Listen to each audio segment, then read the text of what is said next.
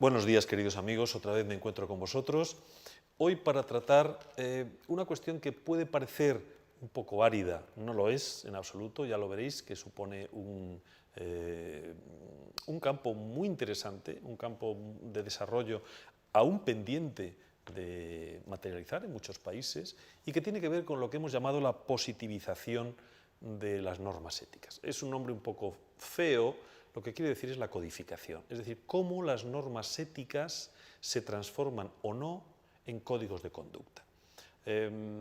Todos hemos hablado ya, sabemos lo que son las normas éticas, lo que es un comportamiento ético y cómo debemos aplicarlo a nuestro trabajo cotidiano.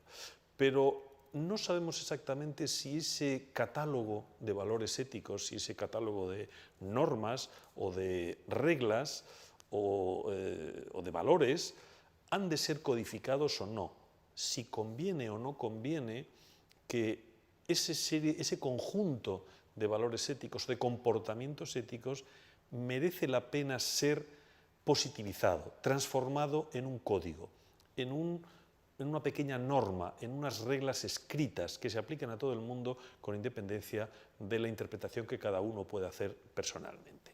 Esto es un conflicto muy intenso. No penséis que la positivización de las normas es una solución universalmente aceptada o que es pacífica. Hay muchos países que están en contra de la positivización de los códigos éticos. Hay quien opina, Francia, por ejemplo, es un país que no tiene un código ético porque piensa que las normas éticas no pueden, por su propia naturaleza, estar inscritas en un código. Si es un código, se transforma en un código deontológico o disciplinario, pero no en normas de principios.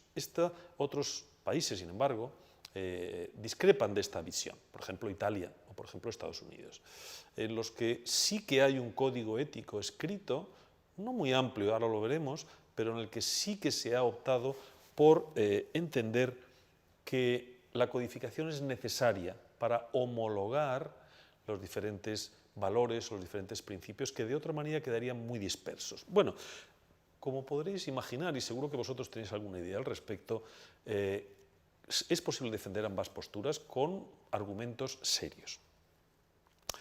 En principio, la codificación de las normas, su transformación en algo positivo, obliga a hacer tres consideraciones generales. En primer lugar,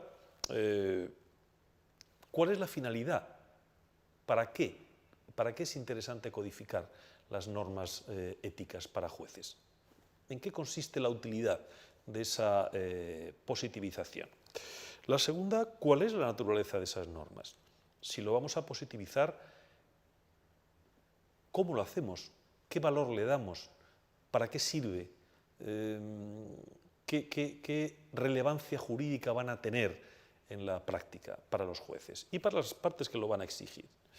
Y la tercera sería la forma en la que se van a positivizar estas normas. ¿Qué forma le damos? ¿Son principios? ¿Son normas concretas? ¿Son preceptos? ¿Son prohibiciones? ¿Son consejos? Estas tres grandes preocupaciones asaltan a todo poder judicial que decide positivizar sus normas éticas. ¿Cuál es la finalidad? ¿Cuál es la naturaleza? ¿Y cómo han de formularse esas reglas? No tiene una solución unívoca, ninguna de las tres cosas tiene una solución. La finalidad de los códigos éticos, empezando por eso, es una cuestión muy debatida. En el ámbito interno está claro que cualquier catálogo de normas éticas refuerza la independencia y la imparcialidad. Lo hemos visto el otro día cuando hablábamos de la independencia y de la ética, pero obviamente el que haya un grupo de valores reconocidos como tales, admitidos como tales y aceptados por el Poder Judicial como tal, refuerza obviamente la independencia y la imparcialidad de los jueces, porque les da una guía concreta de cómo comportarse. No tienen que quedar al albur de sus propias decisiones, de sus intuiciones o de las influencias externas. Saben perfectamente mediante el uso de estos códigos, qué es lo que se puede y qué es lo que no se puede o no se podría hacer. En el ámbito externo, da a los jueces, por tanto, una seguridad jurídica, una guía de comportamiento que les permite identificar correctamente dónde están los posibles peligros o riesgos que conlleva el uso no ético de su poder jurisdiccional. Quien defiende los códigos, y tengo que decir que no son la mayoría de los países, pero que cada vez van siendo más los que están incorporando códigos éticos de manera directa, indirecta, o acogiéndose a principios generales, o citándolos muy a menudo en el ejercicio cotidiano de la jurisdicción, estos países encuentran tres grandes ventajas para la positivización de los códigos. En primer lugar, el principio de legalidad. Es obvio que si existe una norma o si existe, vamos a llamarlo código, no preceptivo, pero por lo menos una positivización, por eso he preferido utilizar positivización y no código, porque en definitiva código parece que implica una cierta obligación. Este conjunto de reglas da seguridad jurídica a quien las aplica o quien las reclama. Tanto el juez que lo aplica como las partes que se lo reclaman tienen, mediante el uso del código, un catálogo positivo, un catálogo que ven, que saben exactamente qué es lo que pueden esperar, que es predictivo, que les permite exigir un determinado comportamiento al cual el juez, por ejemplo, como sujeto pasivo, está obligado moralmente, éticamente. El otro es el de la seguridad jurídica, derivado del primero. Si tenemos una norma que nos dice cuál es el conjunto de los comportamientos que nosotros queremos que sigan todos los miembros de la carrera judicial, a su vez esto da seguridad jurídica a quien lo demanda.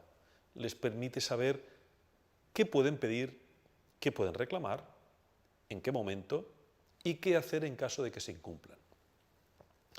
Lo último, y esto sí que es un hecho empírico y muy curioso, es que tienen una eficacia preventiva. En los países en los que no hay códigos, en los que no hay comportamientos reglados de la ética judicial, hay una enorme dispersión de trato. Por ejemplo, hay jueces muy amables, jueces muy poco amables, comportamientos muy considerados con los ciudadanos o con las partes, poco considerados, y todo esto depende muchísimo del comportamiento del juez. Depende muchísimo, no ya de los valores, sino incluso de la propia personalidad del juez, que cree que cumpliendo con su trabajo legal, con su trabajo jurídico, no es necesario que se le pida nada más. Esta dispersión de criterios, esto de que los abogados pueden decir, este juez es muy simpático, este te escucha, este no te escucha, a este se le puede hablar, este te recibe bien, este te recibe mal, este es muy puntual, este es muy impuntual, este sabe mucho derecho, se ve que estudia, este no sabe nada, se ve que no estudia. Ese tipo de caos, de inseguridad jurídica, genera, una vez que se codifica, una eficacia preventiva incuestionable. Los jueces ya saben qué se espera de ellos y, por lo tanto, inconscientemente asumen esa obligación. Por tanto, se genera de manera curiosa, porque sin que nadie se lo llegue a pedir, preventivamente el juez ya sabe qué conducta se espera de él. Y como esa conducta está positivizada, se dice en un artículo cómo tiene usted que ser puntual, no tiene usted que llegar tarde a los juicios, el juez preventivamente hace un esfuerzo porque eso sea, en lo que a él respecta y en lo que depende de él, obviamente, para que eso sea un código de conducta normalizado. Por tanto, esa prevención de malas prácticas, esa prevención de malos usos o esa prevención de disfuncionalidades del juez para con las partes se previene enormemente con los códigos éticos. Por tanto, esas tres cosas constituyen en mi opinión, las tres finalidades esenciales de los códigos. El carácter el carácter de legalidad, el carácter de seguridad jurídica y el de eficacia preventiva. Esas son las tres finalidades que en la inmensa mayoría de los códigos éticos se tienen en cuenta a la hora de promulgarlos. El segundo aspecto, como hemos visto, es el de la naturaleza de las reglas de ética judicial. Esto es un aspecto muy debatido, enormemente debatido. Y esto tengo que decir que en los países no todos lo tienen claro a la hora de promulgar sus códigos. En los países en los que no hay códigos éticos, pues no significa que no existan normas éticas. Hay muchos textos orgánicos, es decir, que tratan de la organización del Poder Judicial y que por lo tanto afectan a la carrera judicial, por ejemplo, que contienen normas éticas. Lo que ocurre es que esas normas éticas están en otros cuerpos legislativos que suelen tener generalmente carácter sancionador, es decir, disciplinario. Que un juez, por ejemplo, insulte a un abogado, digamos por caso, no solamente es una incorrección ética, no solamente es una disfunción ética, sino en muchos países, en la inmensa mayoría, un actuar, un comportamiento que está sujeto a sanción disciplinaria. ¿Podemos decir, es que si es disciplinario no es ético? No, realmente podríamos decir al contrario. Hay comportamientos éticos que por no estar en un código específico ético, están, por ser especialmente graves, en códigos disciplinarios. La naturaleza de las reglas de ética judicial tiene que ver con la posibilidad de ser incluidos en diversos textos, en diversas reglas, en diversas normas, en diversos códigos. Hay códigos deontológicos, hay códigos disciplinarios, pero si me apuras hay también responsabilidades penales y responsabilidades civiles. Por ejemplo, un juez que no estudia suficientemente y que comete un error craso, un error grave en una sentencia, podría haberse envuelto en una responsabilidad civil,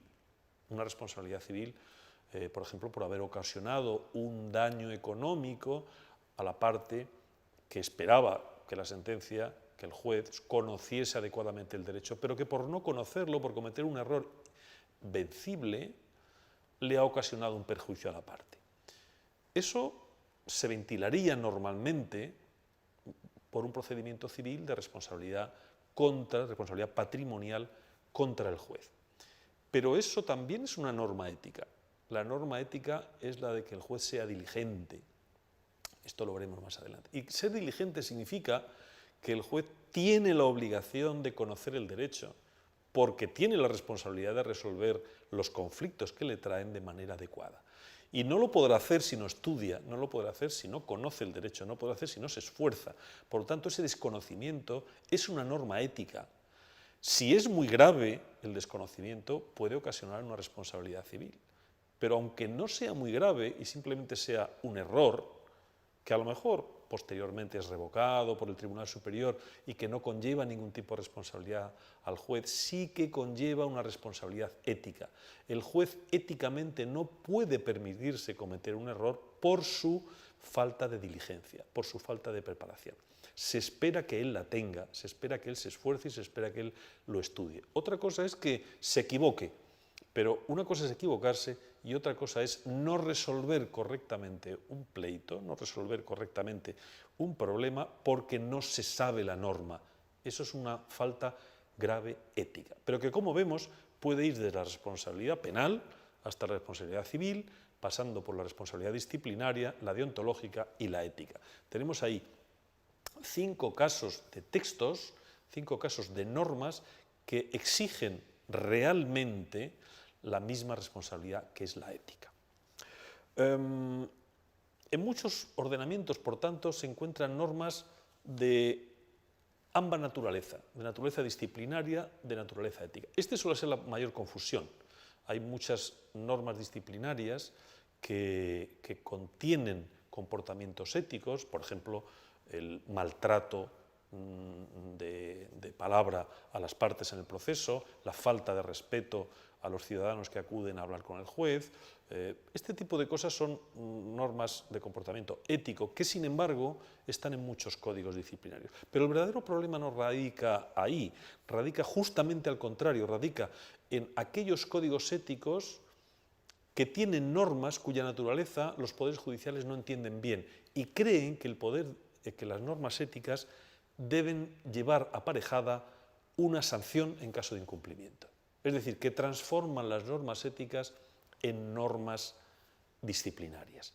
Esta confusión es muy frecuente. Yo la he visto en muchos países en las que de repente los códigos éticos incluyen sanciones.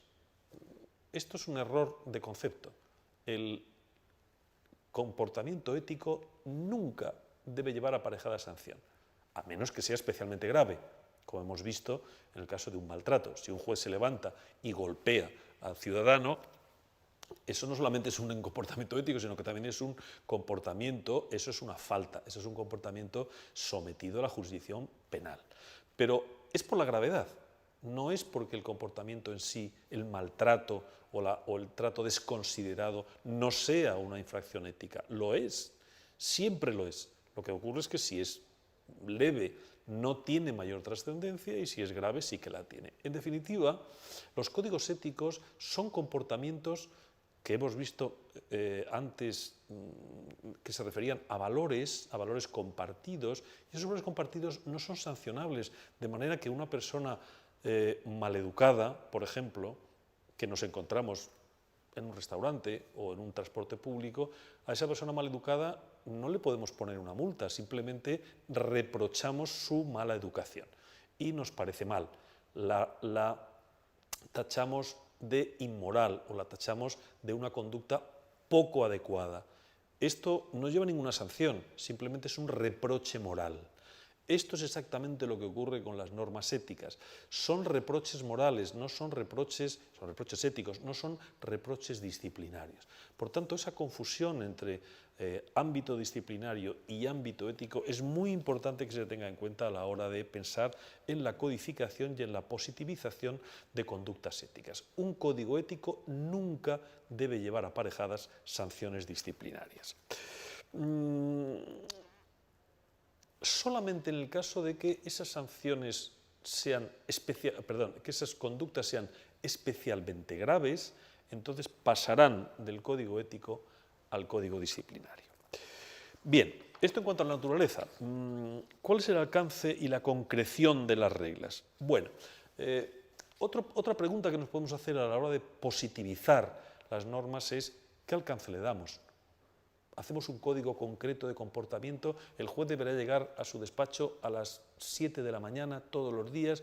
Esto es un nivel de concreción que los códigos éticos no suelen recoger. Los códigos éticos en general, en el derecho comparado, recogen principios. No recogen comportamientos concretos. No dicen cómo debe saludar el juez a un abogado, pero sí debe decir que debe actuar con deferencia, con cortesía, con imparcialidad. Son principios, no son tanto normas concretas. Esto es muy importante. Cuanto más concreta, cuanto más desciende el código ético a la concreción, más riesgo hay, por una parte, de convertirlo en un código disciplinario y, por otra parte, de equivocarse. Porque ahí sí que hay diferencias entre los países. Hay países en los que uno se saluda de una manera, otro se saluda de otra. Hay países en los que se tiene una percepción especial de la puntualidad y otros que se tiene otra. Uno que tiene una manera especial por ejemplo, de tratar a las víctimas y otro que tiene otra. Las sensibilidades, los aspectos culturales, las diversas realidades sociales en el mundo son muy variadas y por eso todos los códigos se refieren a principios, la inmensa mayoría, a principios generales asumidos por todos. Es por esto que la mayoría de los códigos son muy parecidos entre sí, porque todos tenemos, el ser humano, ya sea el chino, el indio o el norteamericano, participamos de ciertos valores que son universales, que tienen que ver, si me apuráis, con los derechos humanos o con la cortesía universal. La cortesía es distinta en cada país, no es lo mismo en Japón que en Honduras, pero todos tenemos una idea de la cortesía, todos sabemos lo que se debe hacer y lo que no se debe hacer. Bien, ¿qué es lo que hacen los códigos éticos? Generalmente van aparejados a la creación de una comisión que los interpreta, precisamente porque son principios, es decir, que son generales, no son concretos. El problema es que se plantean muchas veces dificultades prácticas que los jueces no saben cómo resolver. Me ha pasado esto, ¿qué hago? Porque el código ético me dice que, no sé, tengo que ser educado con los abogados, pero ¿eso qué significa? ¿Que tengo que recibirles cada vez que me llaman? ¿Tengo que recibirles una vez a la semana? ¿Tengo que pedirles cita? ¿Ellos me lo tienen que pedir? ¿Tengo que establecer algún tipo de limitación? ¿Hay algún contenido que yo pueda hablar o que no pueda hablar? ¿Hay algún tipo de información que yo les deba dar o les deba negar? Este tipo de problemas derivan de que el principio es muy amplio y por tanto no resuelve cada caso concreto. ¿Cómo se hace?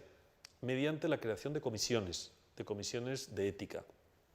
Esas comisiones de ética reciben las consultas, las dudas que les plantean los jueces y las resuelven, dándole una orientación. Mire, debe interpretarse haciendo esto, debe interpretarse su duda de esta otra manera. Ese es el tipo de recurso que evita una excesiva concreción de los códigos, pero que faculta al Poder Judicial, generalmente suelen ser los consejos los que establecen este tipo de, o las Cortes Supremas, los que establecen este tipo de comisiones, los que permiten resolver las dudas de una manera concreta.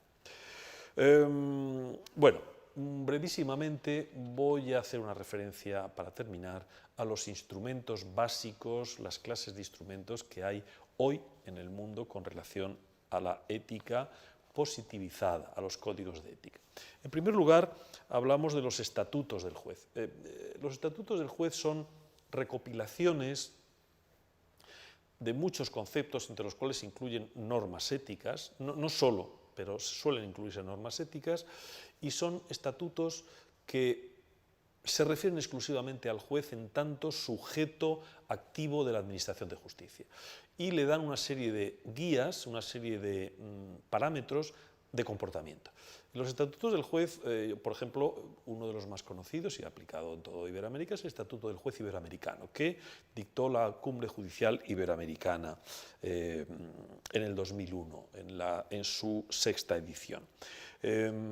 También tenemos la Carta Europea del Juez, la Carta Europea sobre el Estatuto del Juez, que aprobó el Consejo de Europa y que es muy parecida a la iberoamericana. Esta es anterior, de 1998. Todos se refieren a en el aspecto ético, se refieren también a ciertas normas, a ciertos consejos, porque un estatuto no es una norma jurídica expositiva, pero no es una norma jurídica vinculante, no es obligatoria. Son principios inspiradores que cada país debe incorporar a sus componentes jurídicos. Estos estatutos son normas inspiradoras, orientadoras, de principios que pretenden que sean posteriormente incorporadas a normas jurídicas de carácter obligatorio.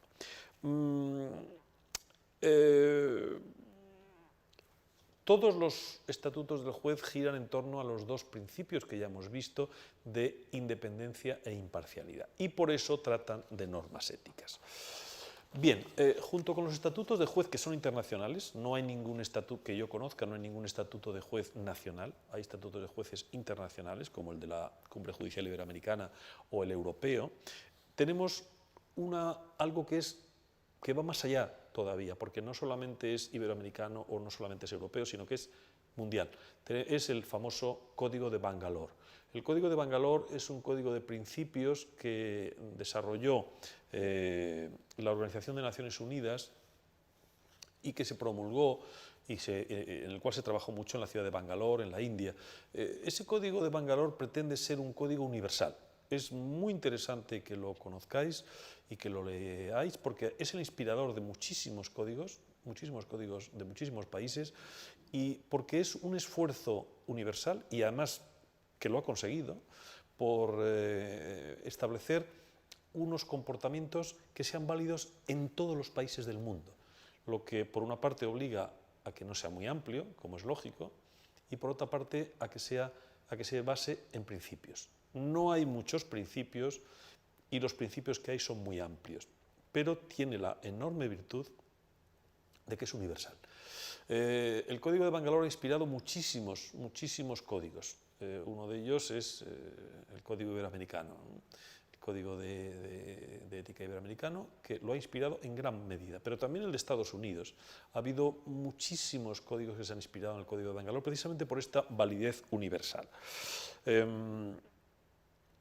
Lo que hizo el Código de Bangalore fue demostrar que era posible codificar un comportamiento ético de carácter universal. Eso es muy importante, nunca se había hecho y ha sido un verdadero hito.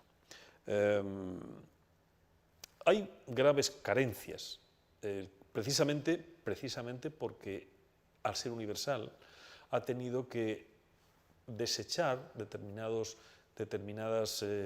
cuestiones que son de vital importancia, pero que cada país tiene comportamientos y relaciones singulares. Por ejemplo, hay dos cosas que no se han tratado en el Código de Bangalore. Por ejemplo, las relaciones de los jueces con los medios de comunicación. No están tratados. No están tratados porque cada país tiene su propia realidad y su propia solución. Tampoco está tratado la capacidad de los jueces de asociarse, porque hay países en los que los jueces se pueden asociar y otros en los que no. Esas asociaciones a veces tienen un sesgo más politizado que otras y, por tanto, cada solución de cada país es distinta, ¿no?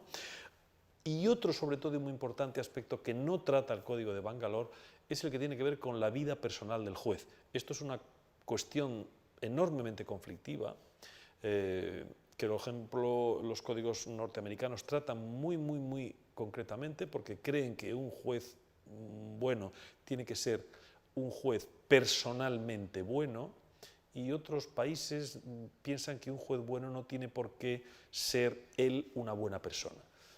Sobre esto hay enormes diferencias, como sabéis, y darán lugar a mucho debate, pero este es uno de los puntos esenciales del problema y que no fueron tratados por el Código de Bangalore ante la dificultad de introducirlo en un sistema positivo.